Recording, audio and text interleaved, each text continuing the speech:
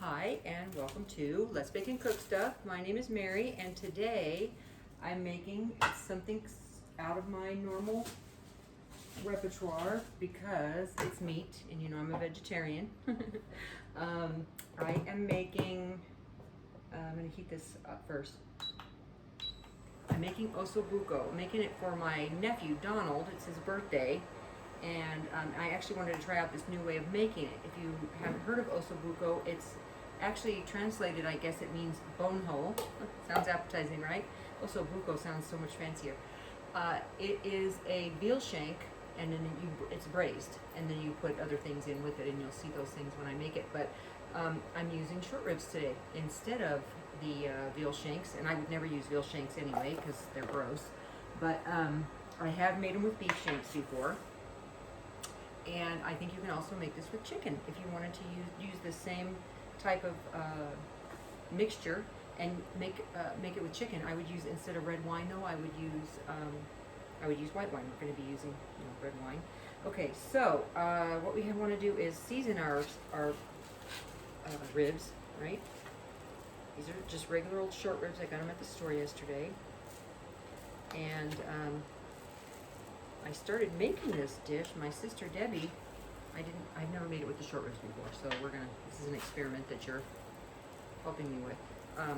We went to a restaurant many years ago, more than 20 years ago, and she had Osso Buco, and she loved it, and then we couldn't remember what restaurant it was. It was in a city we don't normally go to. It was out in Temecula, and we couldn't figure out, we couldn't remember, and we called to several of them, and anyway, we couldn't figure out. So I said, well, let me just try and make it. And it's super easy. It does take a long time, and it has a few different steps, but it's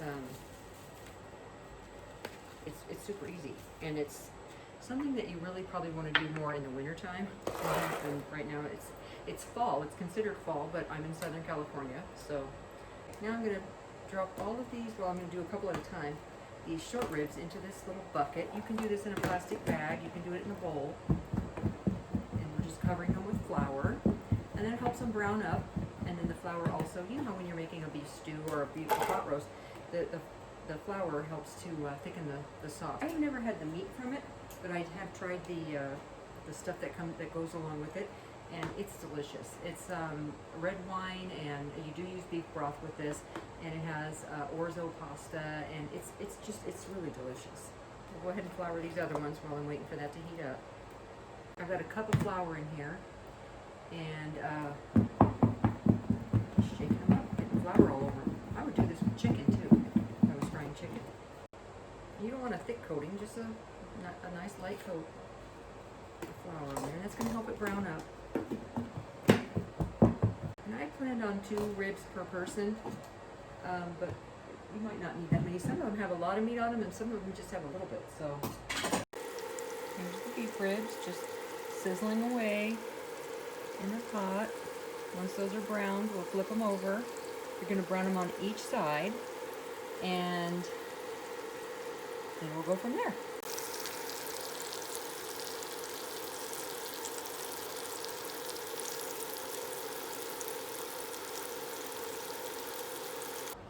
Whatever red wine you like. You know, they always say, whenever I'm watching a cooking show where they're using red wine, they always say, give a red wine that you like to drink. Well, I don't really even like red wine. So, I wouldn't be able to do that.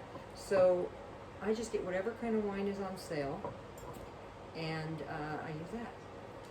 And I use it in my sauce, my spaghetti sauce. I use it in a lot of other different, I use it in soup.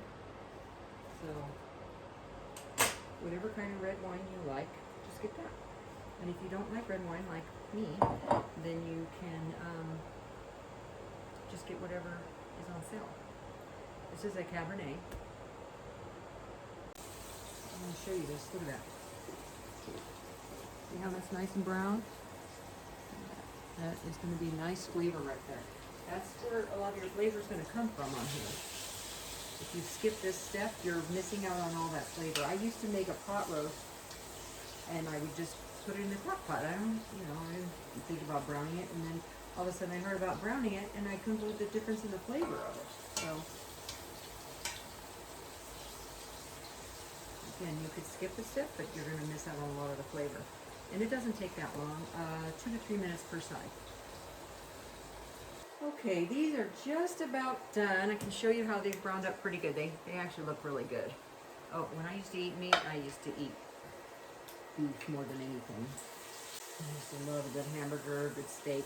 Okay, so these are nice and browned on all sides.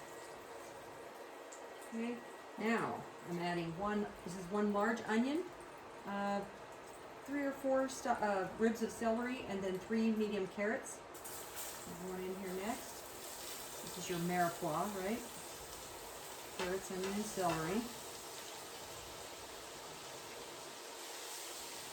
And that's a lot of vegetables. Now, they will cook down a bit, but that's a lot of veggies. This is really, really good. We're going to cook this until they're softened. It's going to be about, 5 minutes. I'm going to take some time to salt and pepper this while we're at it. Just a few sprinklings to your taste. I would say a teaspoon of salt, half a teaspoon of pepper maybe, but to your taste. Okay, the veggies have pretty much softened up. I'm going to sprinkle in about 2 teaspoons of dried rosemary. I crushed it up. This is about a teaspoon and a half of thyme, dried thyme. If you have fresh, use it. A bay leaf. And just a tiny, tiny pinch of herb de Provence. If you don't have that, it's probably not going to make that big of a difference, but I had some and I wanted to use it, so don't feel bad if you don't have it. And this is the first time I'm using it, so hopefully you can like it. I'm going to cook those herbs a little bit with these veggies, awaken those up, really. Awaken those.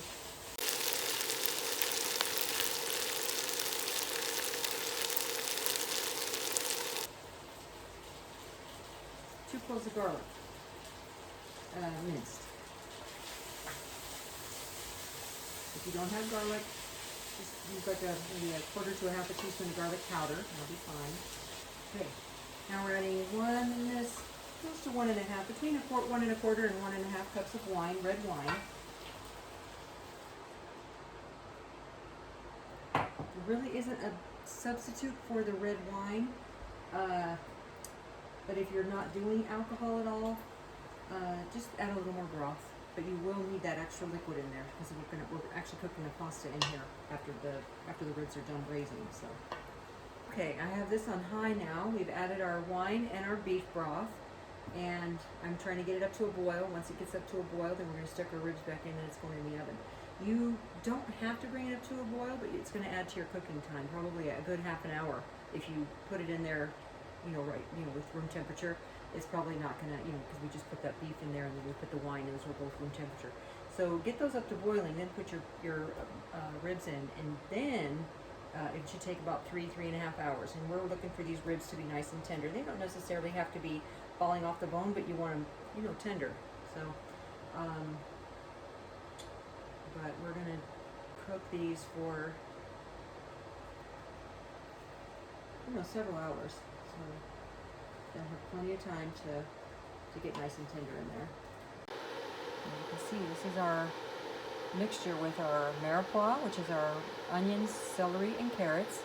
And we added garlic, and we've got some salt and pepper in there. And then we added some rosemary, some thyme, tiny bit of herb de Provence. And once this is boiling, our ribs are going to go right in there and then right into the oven, covered. 3.5, maybe even 4 hours. We'll see. This is my first time doing it with short ribs. So we're going to see how long it takes to do short ribs. You can see we're just about there. We've got little tiny bubbles popping, but I wouldn't call that boiling just yet. Once it's boiling, then you're going to be able to take the rest of the afternoon off, because everything's going to be done in there.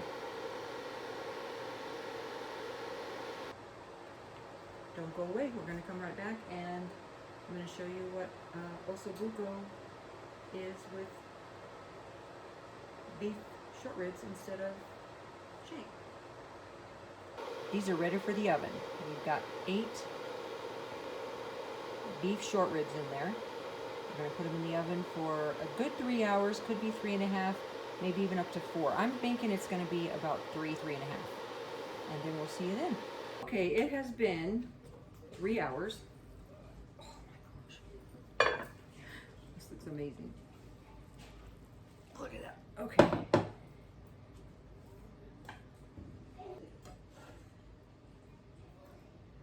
Okay. Take these out and set them on the plate. Yeah, these are falling off the bone.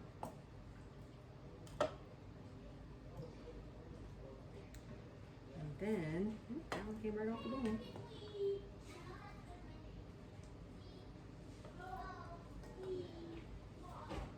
Alright, now I'm going to add 1 pound of orzo. Stir it right in. And 1/3 of a cup of grated Parmesan cheese.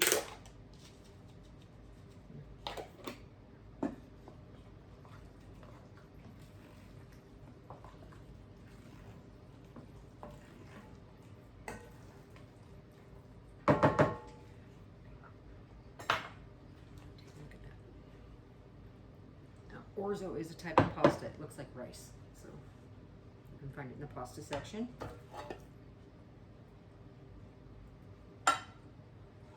Lid's going back on. 20 minutes.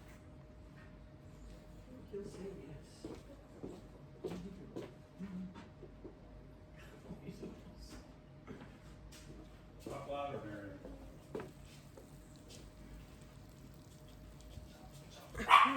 Hey!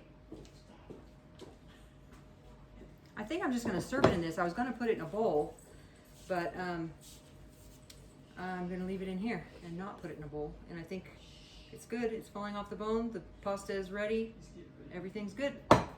And now you've seen Osso Buco made with short ribs instead of roast veal.